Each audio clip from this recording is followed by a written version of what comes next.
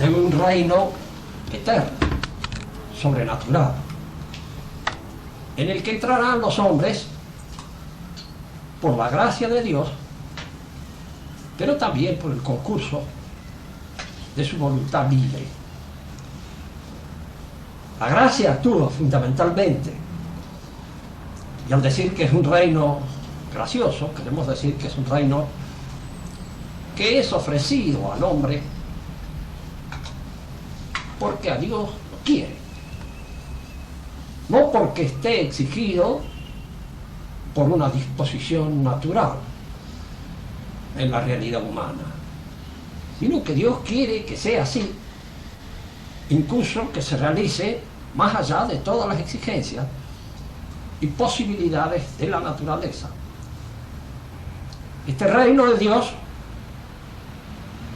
que el hombre ha tenido desde antes del cristianismo, el barrunto, la idea de una promesa de esta naturaleza. Esto explica por qué el proceso de la religión, ya nos hemos referido en otras oportunidades, es único. Es importante pensar, meditar sobre ese proceso que comienza con la historia del hombre y se desarrolla a lo largo de toda esta historia humana. Comienza con él y lo acompaña en el decurso de su tiempo histórico. Es un proceso que nace de Dios, pero que está inscrito en la naturaleza del hombre. Esto ha llevado a pensar dos cosas que conviene aclarar acá. En primer lugar, el parentesco que tienen todas las religiones, que según una concepción, todas las religiones se dice tienen algo de verdadero, lo cual es en alguna medida cierto, si se tiene en cuenta, al hablar de las religiones, que no se trata de una pluralidad de manifestaciones o de una pluralidad de revelaciones.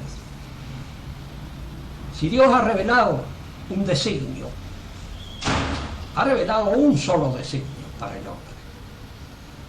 No puede haber revelado diferentes designios.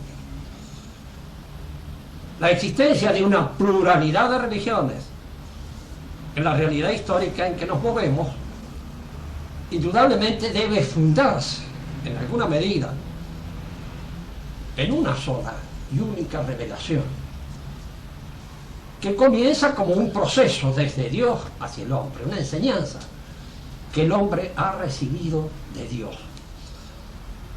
Esto supone dos cosas que conviene tener en cuenta. Primero,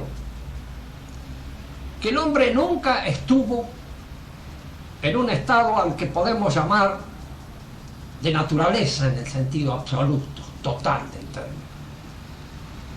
Nunca fue un ser que perteneció a la naturaleza, como la vaca, como el caballo, como cualquier otro animal. El hombre desde el comienzo estuvo en una relación sobrenatural con Dios, preternatural. Esa relación preternatural, de orden sobrenatural, el hombre la pierde por su desobediencia. Y lo que queda ya no es tampoco un hombre natural en el sentido cabal del término, un animal, sin más. Es un ser menoscabado.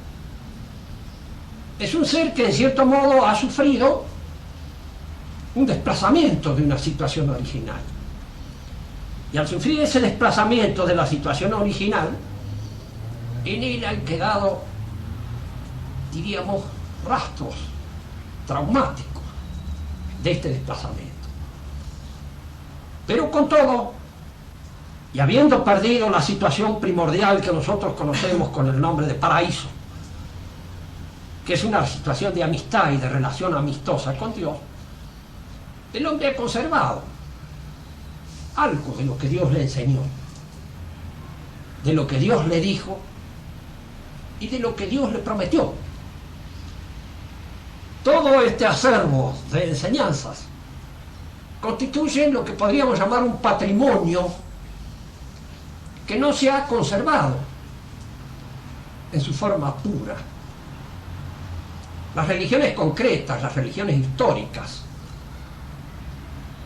que nosotros conocemos con el nombre un tanto genérico y amplio de paganismo, conservan algo de este patrimonio original, unos más que otros,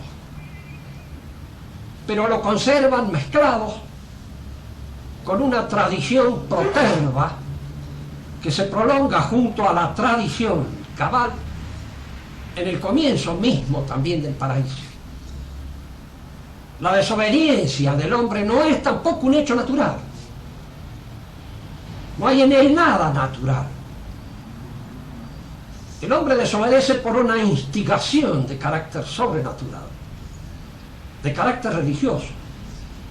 Esa instigación proviene de un espíritu enemigo de Dios y posiblemente envidioso de la suerte que Dios le reserva al hombre. Y esta envidia de la suerte que Dios le reserva al hombre lo ha llevado a mezclar las cosas de la religión. Y junto a lo que podríamos llamar la religión cabal, que se prolonga aún oscuramente, ocultamente, dentro de la religión pagana, está esta otra tradición proterva que los etnólogos y los estudiosos de las sociedades primitivas llaman la magia. No sé si este nombre es más adecuado que otro, no se me ocurre, no soy etnólogo ni soy sociólogo, y no se me ocurre darle otra designación, pero podemos tomar esta, a falta de otra, mejor. La magia es, pues, una tradición que en alguna manera se prolonga junto a la tradición verdadera. Y en el camino se mezclan. En ciertos lugares la mezcla intensa de la malicia, de la malignidad, de la protervidad, de la religión falsa, es demasiado grande. Y se advierte incluso en cultos antropofágicos, crueles, sangrientos, malvados, en todo sentido, o en los cultos orgiásticos. Y en otras partes, en otros lugares, en otros pueblos, no ha sido tan intensa esta gravitación. Han sabido defenderse mejor, han sabido resistir mejor, y se conserva en ellos una tradición más pura. La pregunta que nosotros haríamos es la siguiente: ¿cómo se conoce? ¿A través de qué llega hasta nosotros el acervo de esta tradición primordial? Llega hasta nosotros. Hay un conocimiento que nosotros podemos deletrear y que en alguna medida nos ponga en comunicación con aquellos conocimientos, con aquel saber que los hombres guardan desde el comienzo, guardan desde el principio. Y qué curioso, lo guardan fundamentalmente y especialmente las lenguas. Porque si bien las lenguas evolucionan, todo aquel que tenga un cierto sentido para percibir el valor de una lengua, se puede preguntar por el origen de ciertos conceptos, de ciertas nociones, tan antiguas, tan, diríamos, centenarias, milenarias, que están en el acervo mismo, en el comienzo de la lengua, y que traducen palabras que significan experiencias, que significan conocimientos, que significan de alguna manera saberes que van mucho más allá de aquellos que el grado de civilización de estos pueblos que los han conservado nos permitiría a nosotros pensar o sospechar. Poniéndonos así a reflexionar sobre esto. Uno de los pueblos que ha sido privilegiado precisamente por la inteligencia, el pueblo griego. Nosotros, tendiendo a esa costumbre que tenemos y que recibimos un poco como prejuicios científicos de nuestra propia formación científica, tendemos a pensar siempre la historia como una evolución progresiva, como un movimiento de progreso, en el cual se van esclareciendo los conceptos, se van aclarando las nociones, se va produciendo lo que podríamos llamar una suerte de iluminación de todo aquello que en el principio era confuso, oscuro, un poco bárbaro, perdido en los linderos mismos de casi la ignorancia total. Porque el prejuicio que nosotros tenemos es que el hombre es un bruto que evoluciona, que va poco a poco adquiriendo conocimientos, y que en la medida en que va adquiriendo conocimientos va depurando el lenguaje que le sirve de instrumento para expresión de sus pensamientos. Y sin embargo, cuando uno estudia la historia y se detiene en el fenómeno de la historia griega, esto no es tan claro. Y no aparece de ninguna manera así. Ya en la época del iluminismo griego, a lo que nosotros llamamos el iluminismo, siguiendo un poco la tradición de señalar las etapas progresivas del pensamiento griego, tal como suceden en esas etapas aparentemente progresivas de nuestra propia civilización. Entonces creemos que esas mismas etapas se cumplen también en el pensamiento griego. Y llamamos iluminismo a la época en que hace eclosión, en que estallan todas las fuerzas de este pensamiento, que es el siglo anterior a Platón. Porque ya Platón supone la decadencia, en cierto modo, de la Grecia. Es el siglo V de Grecia, cuando florece toda aquella poesía extraordinaria que se da en las obras de Esquilo, Sófocles, de Eurípides mismo, aun cuando ya en Eurípides se manifiesta una cierta decadencia sofisticada de este mismo impulso, de este mismo elan poético. Sin embargo, la impresión que nos deja Platón cuando él hace el análisis de los tiempos pasados es otra. Es diferente a la que nos da ese esquema de esta ascendencia un poco simiesca en que se nos hace partir. El hombre parte del estado de naturaleza que consistió en la animalidad y poco a poco va entrando en la humanidad, en la espiritualidad, en el conocimiento cada vez más claro, más perceptivo, más racional de todo aquello que le rodea. Todo esto que aparentemente ofrece un esquema indiscutible para el hombre moderno, para el hombre del pensamiento actual, no es visto así en el pensamiento de Platón. Platón cree todo lo contrario, que el hombre ha degenerado, se ha venido abajo, y que sabía mucho más en el principio que en la época en que él mismo está pensando y meditando. Y tanto es así que él tiene la convicción profunda de que su meditación no es una iluminación de los barruntos oscuros que han tenido sus antecesores, sino que es precisamente una recuperación del conocimiento claro, preciso, que han tenido esos mismos antecesores. Es decir, esta interpretación de la historia que nosotros hacemos, Platón la hace al revés. Y si ustedes lo piensan bien y lo miran bien, no está descaminado.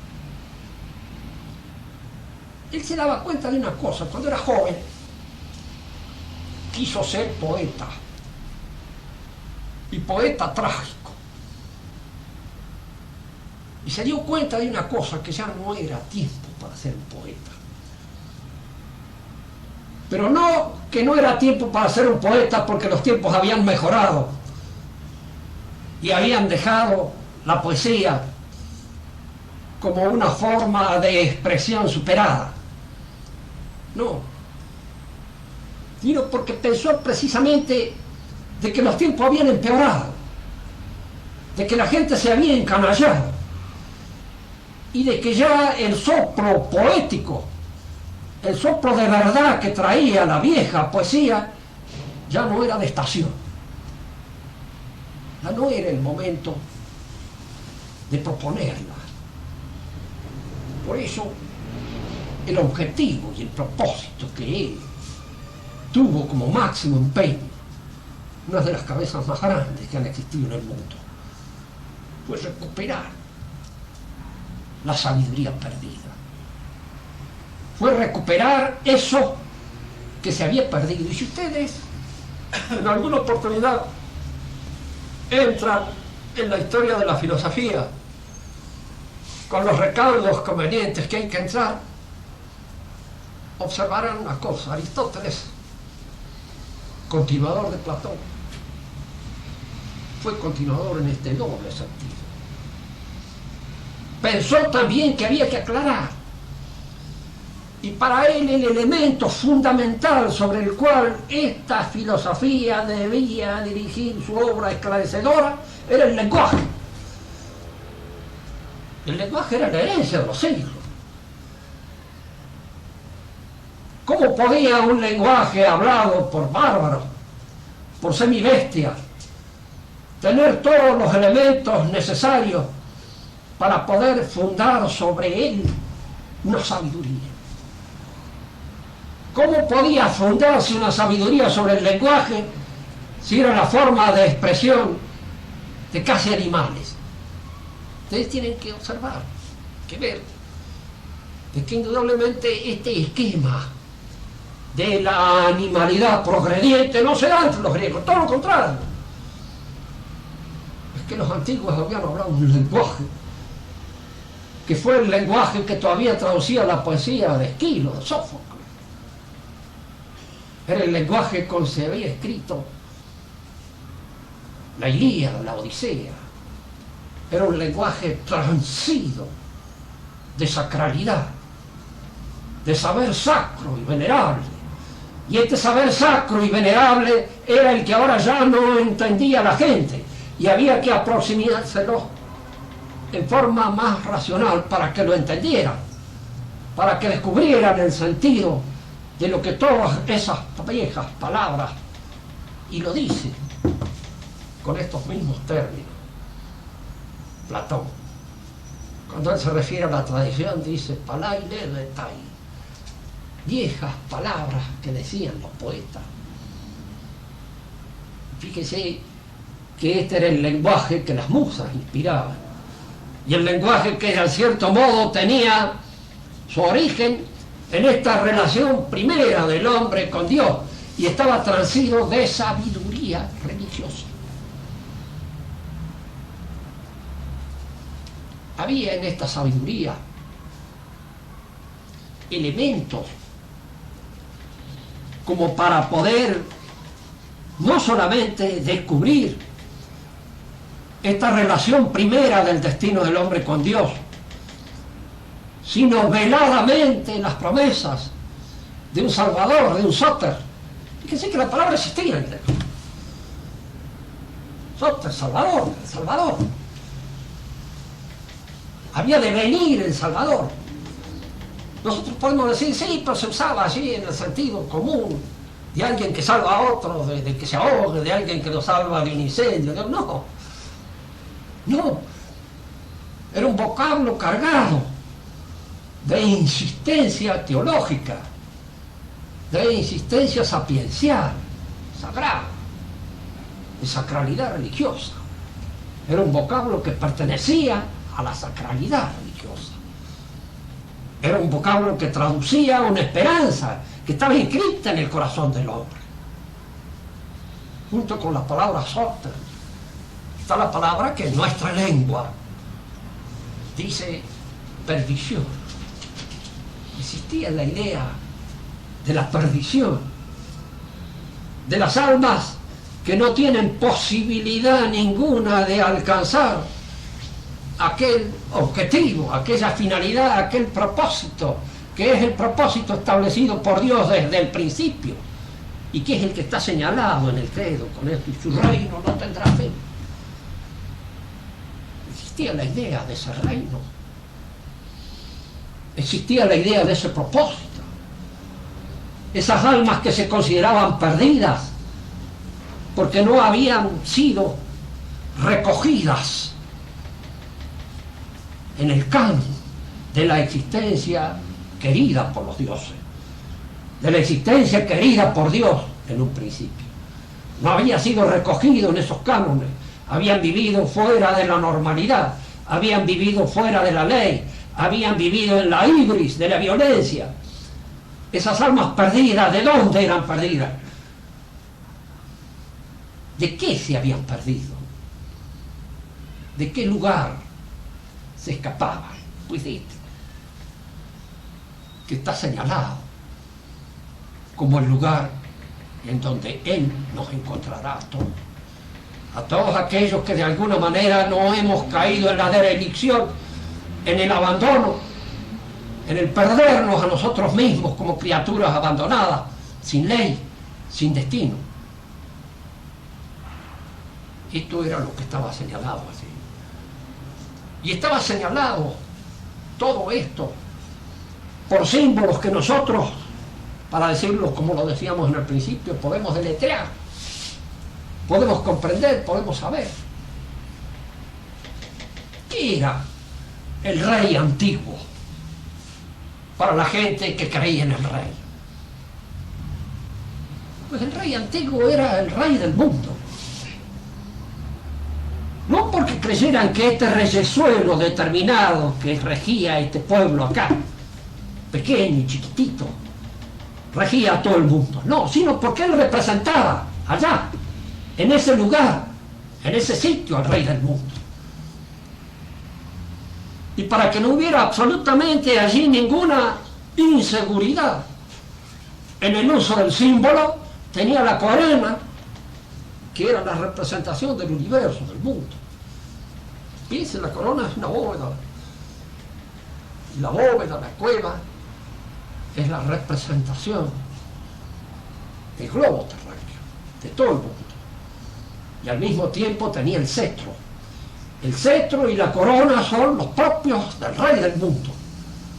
El rey del mundo que había de venir en la gloria, que había de llegar. Piensen en otra leyenda antigua, antiquísima, perdida de vista ya para nosotros. El rey Arturo. Es el rey que muere. Aquel en quien los caballeros van a salir en busca de la copa del grial, la copa de oro que da la vida. No es el copón que da la sangre de Cristo. No es esa la vida sobrenatural que se bebe. No es esta leyenda de alguna manera un tipo o un antitipo de lo que ha de suceder en el advenimiento del rey del mundo, el rey moribundo, el rey que muere por la herida de la lanza, pero que ha de volver, y que está ya en algún momento determinado. Eso lo sintetiza, lo resume la personalidad del rey Arturo y lo resume la personalidad de Cristo. Todo el mundo, el rey significaba eso. Y cuando uno hace pensar en aquel chiste de Arturo de Foxá, cuando le preguntaron cómo usted puede creer en el rey es un hombre moderno como usted. Hombre, es que morir por el rey significa algo, porque es una verdad religiosa. Morir por un presidente electo es como morir por el sistema métrico decimal. No tiene absolutamente ningún sentido. Es un sistema métrico, nada más. Dice todo. Hubo en los pueblos antiguos esa significación clara de que el rey era el rey del mundo. Era ese rey, ese reyesuelo, cualquier rey, un símbolo de Cristo, anticipado aun cuando ellos no tuvieran el conocimiento claro y evidente. Aún más, en este proceso de la religión, este proceso por el cual la religión se oscurece en un principio, se mezcla con aquella tradición proterva que corre paralela a ella y que por ciertos momentos interrumpe en su curso y la pervierte. Esta religión había de recibir su culminación en el advenimiento del rey del mundo. El rey del mundo iba a venir. El rey del mundo iba a estar entre nosotros, como el rey Arturo, para morir, como el rey Arturo, y volver en cierto modo a esa isla que vuelve el rey Arturo, a esa situación en que se encuentra Cristo, para volver después triunfante en la gloria. Y mientras tanto nosotros no tenemos nada más que ser los caballeros que van en busca del santo grial, es decir, de la santa copa en donde se bebe el elixir de la vida eterna, porque es esa precisamente lo que nosotros tomamos en nuestra copa. Muchos de todos estos símbolos religiosos que a nosotros nos parecen símbolos del paganismo, nosotros precisamente, porque en este momento nos estamos dando cuenta de que la misma Iglesia se separa de la tradición y de que es necesario que todas estas cosas que se dicen sean vistas a la luz de la tradición. Es la luz de la tradición la que arroja también esta iluminación sobrenatural sobre todo el curso de la historia. Es todo el curso de la historia el que debemos contemplarlo a esta luz para poder entender su sentido y entender hacia dónde vamos, cuál es el camino, cuál es el destino de nuestra marcha, y ver que los pueblos no eran tan huérfanos de todo conocimiento religioso como se supone con esa imagen un poquito absurda del pensamiento de que nosotros venimos de una etapa oscura, de una época de obnubilación del entendimiento, y que vamos poco a poco floreciendo hasta alcanzar el desideratum que debe ser un filántropo de la calle Wall Street. Supongo yo que eso ha de ser ya el colmo de la evolución y el superhombre logrado y alcanzado ya definitivamente. Si no se trata de un hombre que ha involucionado terriblemente como consecuencia de los signos de los pesos marcados en la cabeza, que son los que lo hacen vivir en un campo totalmente limitado y restringido de sus posibilidades humanas, de sus posibilidades espirituales. Su reino no tendrá fin. Es el reino que el rey del mundo instalará con nosotros, definitivamente y para siempre, en la gloria. Nosotros tenemos la esperanza de concurrir a Él. Y esta esperanza de llegar a Él es, como les decía, una esperanza que está fundada en este doble juego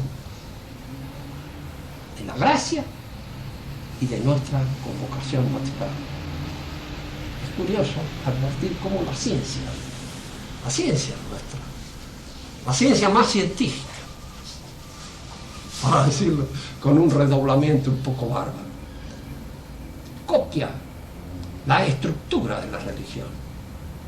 ¿De dónde sale la idea de la evolución? La idea de algo que va progresando hacia el advenimiento de una etapa definitiva. ¿De dónde sale? Los griegos no la tuvieron. Nosotros la hemos sacado del cristianismo. Y de alguna manera la idea de la evolución, la idea de ese animal que se va convirtiendo en hombre para alcanzar su desideratum en la gran República Democrática Universal, esa idea es un ersatz, es una parodia, es un infame esquema inspirado en la idea de la religión. Y que nosotros, efectivamente, progresamos, no todos, porque el progreso no es algo que está dado como una fatalidad, es algo que está ofrecido por la gracia de Dios a nuestra libertad. Podemos progresar si queremos. Somos, como decía el cardenal Meril, una nada rodeada de Dios, llena de Dios, si Él quiere. Y si no, nada. Llena de todas estas otras fantasías, de todos estos ersatz, de todas estas parodias con que se quiere caricaturizar el reino de Dios. Nada más. Si alguna pregunta quieren hacer, es el momento de preguntar.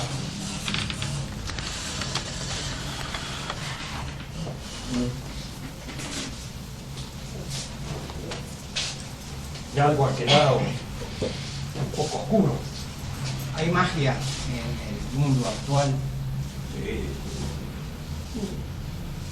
En primer lugar, la magia, toda la técnica moderna está inspirada en la magia. De alguna manera es magia. Pero prescindiendo de la técnica moderna, que es lo que podríamos llamar la magia civilizada, o la magia que la razón todavía maneja, hasta cierto punto. Hasta cierto punto. No sabemos en qué momento determinado alguien va a tocar el botoncito que hace saltar la bomba y vamos a apagar todos al diablo, y entonces ya la razón nuestra no va a ser posible para contener las fuerzas que nuestra magia ha ido desatando. Ahí en parte esa. Y en parte la magia, esa magia perversa, diabólica, existe, pero en gran escala, siempre ha existido. Y siempre corre paralela, diríamos así, a la verdadera religión, la religión del demonio. El demonio existe. Y además de eso tiene sus adeptos, tiene sus fieles, tiene sus capillas, tiene su religión, tiene, hay en la multitud, diríamos así, de personas que lo adoran. Hay en la actualidad, y especialmente, diríamos, donde más hay es donde uno menos sospecha, que es en Norteamérica, donde uno puede suponer allí que todo este elemento aséptico de la ciencia moderna ha terminado con esos cultos. No, está lleno de cultos diabólicos, mágicos, de todas esas cosas. El diablo obra, y lo va siguiendo al hombre a través del desarrollo de la técnica misma, que cuando nace lo que podríamos llamar con una suerte de espiritualidad mágica, es porque se espera de ello, no se espera trabajando, diríamos así, los genes, provocar un hombre, el advenimiento de un hombre nuevo, de un hombre que ya no sé qué es lo que tenga, pero se meten en eso. El hombre probeta, el hombre acá, el hombre del otro lado, todo eso es magia. Es magia incluso que imita, caricaturiza la creación. La pregunta que uno se hace es ¿por qué Dios no permite? Bueno, esos ya son problemas de Dios. Será porque quiere llegar hasta el último grado este proceso de desengaño. Pero eso es magia. Es la misma magia que se supone a través de los mitos, ese que se subió hasta el sol con el Pegaso, con el caballo que volaba, etc. Todos esos son mitos que nos están indicando las características de que estas magias no son nuevas. Ya han existido esos intentos. La Torre de Babel, la construcción de ese mundo formidable desde el punto de vista técnico, que trajo como consecuencia la revolución. Todo eso son cosas. El hombre sabe muchísimas cosas que ha perdido de vista, pero que han quedado a través de todos estos símbolos, diríamos así, de las tradiciones. El simbolismo que significan estas cosas. Y sobre todo esto que les decía a ustedes, como en las sociedades todavía empapadas de un cierto tradicionalismo, esas tradiciones tienen vida. El rey, por infeliz que sea considerado, tiene un valor simbólico, es una expresión, una manifestación de Dios que está allí entre nosotros, como lo es el Padre.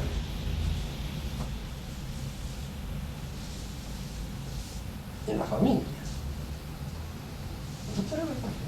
El objetivo parece ser, primero, desacralizar, es uno de los objetivos del demonio. Pero siempre sucede esto, ¿no? Se desacraliza de este lado y se llena de una, se podrá llamar así, de una sacralidad invertida. Decía el padre Don Amancio Paz, cierta oportunidad que nos dio a nosotros, un lindo saludo, sobre todo porque hablaba muy bien. Y él decía esto, estamos adorando un sacramento infernal. Decía, entonces, hay como el sacramento verdadero, el sacramento es, diríamos, sustituido por una cosa diabólica, satánica. No es que quedamos así nomás en la desacralización. En cuanto queda el vacío se llena con una presencia extraña. Es otro el que empieza a mandar. Y uno lo advierte en su propia conducta, si cada uno tiene un poco el objetivo de mirarse hacia él y ver cómo en ciertos momentos el vicio va apareciendo en uno y en un momento determinado uno es ya no es dueño de sí, está comandado por otro. Depende de la plenitud, depende de la fuerza de este vicio, depende del carácter de este vicio, porque cuanto más espiritual es, peor es, para tener en un momento determinado la absoluta convicción de que hay alguien allí que está dirigiendo la operación y que alguien nos está llevando a donde no queremos ir, o por lo menos donde tratamos de no ir. Y ese Rubén, y el reino, ese reino, ya casi a nivel de pregunta de catecismo. Sí, todo estamos en catecismo. ¿Cómo fue, cómo se producirá, en qué momento se produce el advenimiento de ese reino? Es decir, la segunda venida de nuestro Señor, es decir, un poco redondear esa idea casi a nivel de catecismo del chico, para repasar un poco eso. Pero el catecismo ya más grande. Sí. Yo te conozco. No soy catequista, el catecúmeno. En primer lugar, el reino de Dios adviene en cada uno de nosotros. Se encoba en nosotros, se inicia en nosotros. Cuando nosotros pedimos en el Padre Nuestro, pues los rezos tienen la clara versión del verdadero sentido del tránsito. Vénganos tu reino. Estamos pidiendo que ese reino venga, que ese reino se inicie en nosotros. Esta iniciación nosotros tenemos que mantenerla en nosotros, con toda la fuerza, diríamos así, nuestra, y con la ayuda de la gracia. Por eso tenemos los sacramentos. Mantener allí esa iniciación, esa incoación del reino, para que se desenvuelva, se desarrolle y logre, diríamos, su plenitud en el otro mundo, que es donde nosotros debemos alcanzar y estar en él. No es una cosa que ya esté terminada, está realizándose permanentemente. Fíjense que se señalan 3 tiempos. El primero, cuando Cristo anuncia el advenimiento del reino. No es porque esto fuera absolutamente desconocido, no. Era mal conocido, y estaba mal conocido, si queremos, porque se había perdido de vista un poco el verdadero sentido de las enseñanzas que el hombre recibió en el comienzo. Era mal conocido. Pero con Cristo aparece el anuncio. Luego Él se va, pero Él deja, diríamos, el Espíritu en nosotros. Deja el Espíritu Santo, para que el Espíritu Santo incore en cada uno de nosotros el reino que se va constituyendo en nosotros, que se va realizando, en la medida en que nosotros vamos superando todos aquellos elementos caerizos que impiden el advenimiento del reino. Las tentaciones de todo género que nos llevan hacia las estupideces, que nos llevan al vicio, que nos llevan, a lo mejor peor, ya que somos llevados por el demonio, a una actitud, digamos, contraria de combate contra estas verdades que la Iglesia ha revelado. Entonces ahí se inicia, ahí se empieza en el alma, y se siente como un elemento de restauración interior. Ahí se siente. Cuando vos lo vas sintiendo, ¿cómo lo vas sintiendo? Lo vas sintiendo precisamente en tu voluntad, no en otro aspecto de la sensibilidad, sino en tu voluntad y en tu inteligencia. Sabés que en la medida en que tu inteligencia y tu voluntad estén puestas firmemente sobre eso, no interesa lo que acompaña, porque los sentidos están conmovidos por otras pasiones también a veces, y que no siempre se permite este acompañamiento acorde y armonioso entre el espíritu, voluntad e inteligencia y la sensibilidad. Por eso hay muchos que dicen, yo en la misa no siento nada, hombre, mi hijo, se podría aburrir, la cuestión es que esté. No es que usted sienta, no sé yo qué, no sé lo que quiere sentir, pero no se trata de sentir, se trata de estar allí, de perseverar y de alguna manera mantener la situación espiritual que le permita a usted comulgar. Y entonces ahí está el advenimiento, el reino. Pero después hay otra etapa, otro reino. Después toda la etapa definitiva. Que nosotros somos caducos, morimos. Pero morimos con la fe puesta en el reino, y yo quiero creer con la posibilidad de entrar en él, aun cuando nos toque la etapa del purgatorio. Que también es una etapa, pero es una etapa en la cual se va hacia el reino. Porque en el purgatorio ya no hay posibilidad de retroceso, de pérdida. Ya no hay almas perdidas. Al fin de cuentas, las almas del purgatorio están ganadas.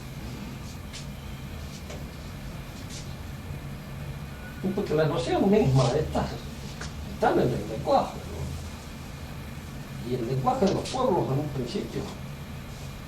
A mí me hubiera gustado ser mejor filólogo, pero no soy bueno para poder, diríamos así, estudiar o reconstruir en el lenguaje mismo de los más originales, sobre todo el griego y el latín, que son lenguas sagradas, el hebreo. ¿Y los hebreos, los judíos actuales, mantienen todavía la noción de la promesa inicial del reino? Es decir, y los que son religiosos sí, ¿sí? No todos. los que son religiosos sí. Judíos ortodoxos. La mayor parte de ellos han perdido la fe, son liberales y están en esta otra cosa proterva, porque ahí es donde se les ha mezclado. En ellos, la pérdida de lo que podríamos llamar la viva vinculación con el Cristo, ¿te parece? Indudablemente produce dos cosas. O bien una restricción, una especie de reducción del repertorio sapiencial a una repetición ya de cosas superadas, o bien una separación odiosa, con fastidio. Es decir, en ellos o aparece Satanás, visitándolos en su orgullo, e inspirándolos en ese orgullo protervo para combatir la verdad del cristianismo, o bien aparece en una actitud así de lo que podríamos llamar una suerte de fósil religioso, de fosilización religiosa. Pero más probable es la otra, es la protervia. Se disfraza muchas veces de cosas, porque ellos se meten muy fácilmente en el espíritu de negación que hay en nuestra religión, que es, que podríamos decir, porque la revolución nuestra, la revolución liberal y todas las otras revoluciones, son en cierto modo nacidas del cristianismo, pero de un cristianismo entendido mal, y de alguna manera, diríamos, usadas fuerzas sobrenaturales en el sentido de animar fuerzas puramente naturales. La fe se pierde como fe sobrenatural cuando ya no está puesta en los dogmas, en los principios que constituyen el haber de la fe. Pero queda una disposición vacía en el alma, una fe. Tengo fe en el futuro, tengo fe en la juventud, es decir, que los griegos, gracias a Dios, no conocían, y nosotros sí conocemos toda esa fe absurda, estúpida, que sustituyen a la fe. La esperanza es lo mismo. El griego no tenía esperanza, Víctor. Usted le preguntaba a un griego, ¿usted qué espera? Y le dice, la muerte, hijo. La historia es la muerte. Usted entra en la historia y entra en un proceso de desgaste, en un proceso de consumación. Todo se consuma y acaba con la muerte. Ya nada más, esa es la historia. Ustedes no tienen esperanza en el misterio, ¿qué esperanza puede tener en algo que es desgaste? en algo que no sé. El hombre moderno tiene esperanza, tiene fe y tiene esperanza. Fe y esperanza desnaturalizada. Diríamos así, fe y esperanza sobre los aspectos naturales de la realidad que le quitan todo el sentido sobrenatural de la fe y la esperanza. Y tiene esa otra calidad que es esa misericordia, una filantropía, que fuera, que falsa además, porque generalmente versa sobre lo abstracto, es decir, sobre los niños de Cochinchina, de algún lado, menos los del barrio de uno, esos niños uno son los que no puede soportar, que son los que juegan a la pelota, le rompen los vidrios, hacen mil cosas.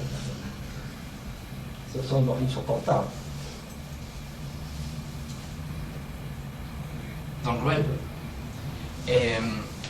cuando Platón habla de la reminiscencia, ¿hay alguna relación con la idea que tiene él de que el hombre anterior era más sabio? Y bueno, si él dice que el conocimiento es reminiscencia, está diciéndolo todo. Simplemente nuestro conocimiento, nuestro saber, es un recordar. Y es recordar un conocimiento, un saber que teníamos y que se ha perdido de nuestra memoria.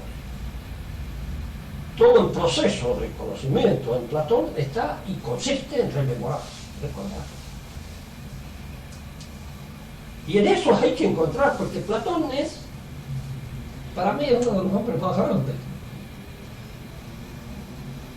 Yo soy aristotélico, pero comparando uno con otro es mucho más amplia, más profunda, más grave la figura de Platón. Es una figura porque es una figura religiosa. Es el hombre que en la época antigua más pudo saber acerca de lo que el hombre era. Pudo equivocarse gravemente también, muchas de sus cosas, por supuesto, pero sus equivocaciones, sus errores están siempre en la línea buena. Platón no terminaba en la vida acá, no tenía la idea de otra vida. No, sí, él la vivía, sí. Por supuesto que sí. El hombre al salir de esta vida, si había vivido como un cerdo, a lo mejor renacía en un chancho, ¿no es cierto? Es decir, había la posibilidad de recorrer todo el camino del karma o del calvario terrestre, renaciendo cada vez en figuras más repugnantes. ¿Sí? Pero si había vivido bien, pues volvía a la divinidad de la que había partido, de la que había estado al principio. Volvía a eso. ¿Sí? Es decir, creyó, supo, porque no es una creencia, no sé, porque el hombre moderno, ¿entiendes? Me costaría trabajo que me explicaran a ver algo de cómo diablos cree. Si el hombre es un animal, ¿cómo sale de la animalidad?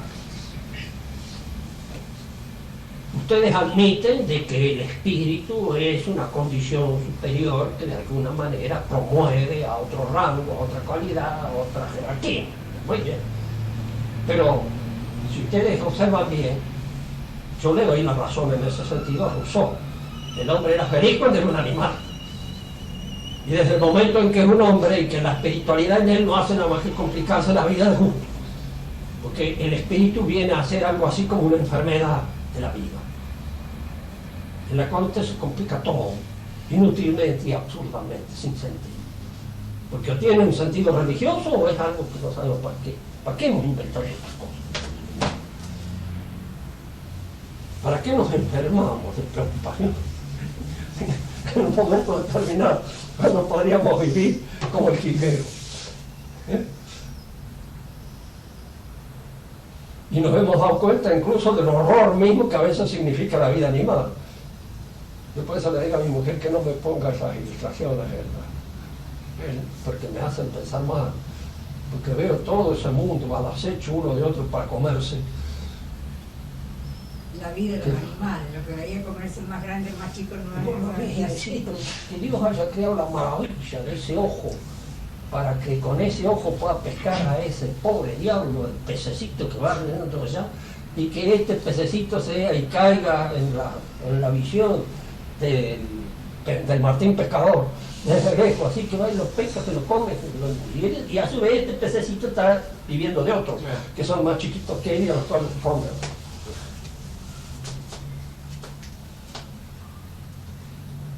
Ahora, el hombre actual, moderno, vive en la búsqueda de un reino, quiere implantar un reino.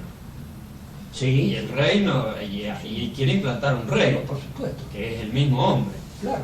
Es decir, como decía Castellani en Sí, su librito, no, además que la quiere. última herejía es que el hombre sea el rey. Castellani lo ha dicho y lo ha dicho como hombre religioso, pero Bush lo dice como político. Y está en eso. Yo no creo que quieren implantar un reino. Y ya sin vuelta de hoja, Sí, sí. sin mentira. Y eso se conocía de antes. Sí, se conocía de antes. Digamos no, pero ¿qué es? El mito de Hércules, yo creo que en cierta oportunidad hablé de él acá. El mito de Hércules traduce esa idea de un reino universal, hecho por, digamos, el hombre mismo, por la fuerza del hombre. Y el mito de Hércules nos está diciendo, nos está hablando permanentemente de esta realidad, de este reino en la tierra que se ha de imponer aquí.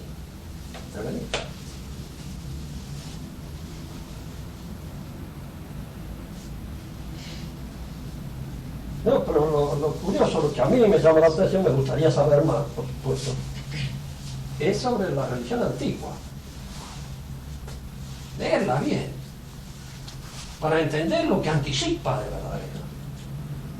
Y los antitipos que hay, porque, en fin, el pueblo de Israel fue el pueblo escogido, el pueblo donde están los profetas y todo, pero esos conocimientos los tenían. De antes, ya lo dice San Agustín también. Pero Agustín lo había visto. Eso que nosotros llamamos el cristianismo, dice, era conocido por los antiguos. Y la prueba está, lo hemos dicho en alguna oportunidad acá también, en los Reyes Magos. ¿De dónde venían? Ellos sabían que había nacido el Rey del mundo. ¿Por qué? Porque lo decía su estrella. ¿Qué estrella? Algo que habían visto en el firmamento. Significaba un saber astrológico de carácter religioso.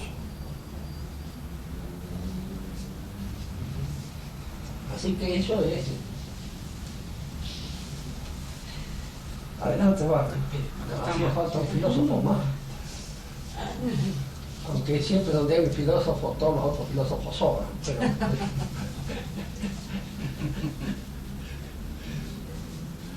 Es demasiado filósofo.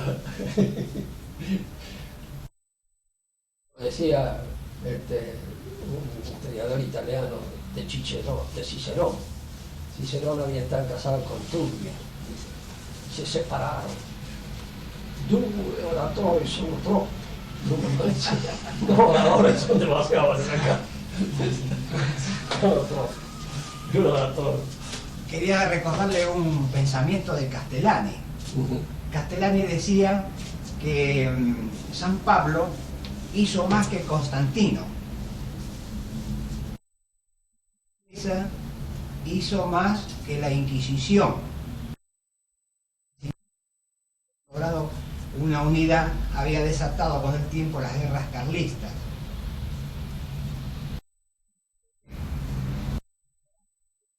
Aparece un Constantino, una Inquisición, que quiere arreglar las cosas con el poder de las fuerzas, por ejemplo, cuando lo lógico parece ser que la paciencia de San Pablo, la paciencia de Santa Teresa, hicieron un mundo mejor para la situación del momento.